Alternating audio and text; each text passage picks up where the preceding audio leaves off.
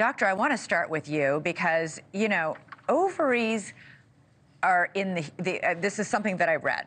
Ovaries are the only organ in the human body that we all just accept is going to one day fail, and that you're going to then live for decades more with this useless organ in your body, and it has profound impact.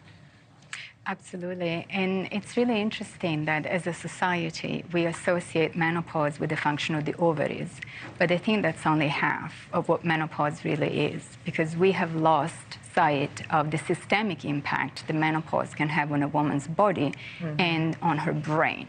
So when women say they're having hot flashes, night sweats, insomnia, anxiety, depression, brain fog, the memory lapses, those symptoms have nothing to do with the ovaries. Those are neurological symptoms that come from the ways that menopause impacts the brain. They're neurological symptoms in the brain, caused by the brain, but it all was triggered and set off by the ovaries shutting down. Yes, there's a very clear feedback loop that connects the brain to the ovaries that we're born with. It's called the neuroendocrine system, that is dramatically changing as women go through menopause. So the ovaries actually have a strong impact on the health of the brain and the other way around. And what is the impact, if you can sum it up in sort of non-doctor speak? How does going through menopause affect women?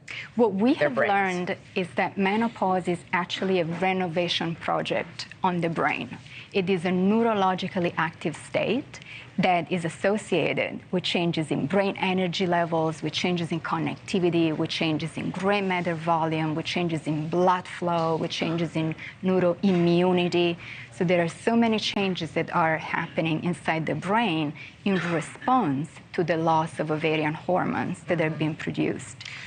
So Tamsen, I got to be honest, I was just talking with the doctor during the commercial break, and part of me was sort of afraid that, oh, great, we're just going to feed into this whole, you know, trope that menopausal women are doddering, you know, moody, brain foggy people. And yet at the same time, it's affirmation to all these women that they're not imagining it.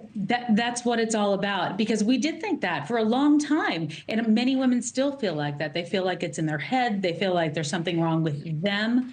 And I think that, you know, what this message has been all about, and Elizabeth, you've been so amazing about it, is just really raising the awareness so women do not feel like it's all in their head. They understand there's actually something going on, and then they can ask the right questions. And then you've got research, like we're talking about with Dr. Mosconi, that backs that up. So you can go to the doctor's office and stand up and advocate for yourself instead of hiding and shame and it's a taboo or a stigma, because I think that's where the real problem lies.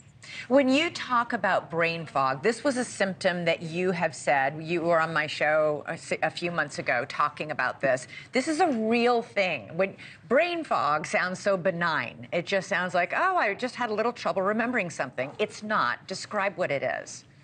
Yeah, I mean, there's different ways it comes about, but you know, what I had was a problem reading the teleprompter. You know, for almost 30 years, I would go into work, I would look at the words in front of me and be able to read them. Tamsen was a huge star in New York City and local television, anchoring the local news. Continue. Yeah, so I was anchoring the news, and I would read the teleprompter at night, and I would look at it, and it came on a time when I was going through perimenopause, menopause, unbeknownst to me, and I would look at a word, I would recognize it, and it wouldn't come out of my mouth, and it really took a hit on my confidence. It really had a tough time, and I really felt like I was struggling, grappling for words, having a hard time focus. So that was how my brain fog manifested in me, and really made me scared that something else was going on, something more serious. Yeah. So these brain scans are helpful to you because, first of all, this isn't even your area of expertise. You are an Alzheimer's expert. You specialize in Alzheimer's prevention for women. And what you found through your research is that menopause actually increases a risk of Alzheimer's in women. What can we do? Are you developing or looking into medications or treatments for women who have entered menopause to help protect their brains and their risk for Alzheimer's? Absolutely, yes.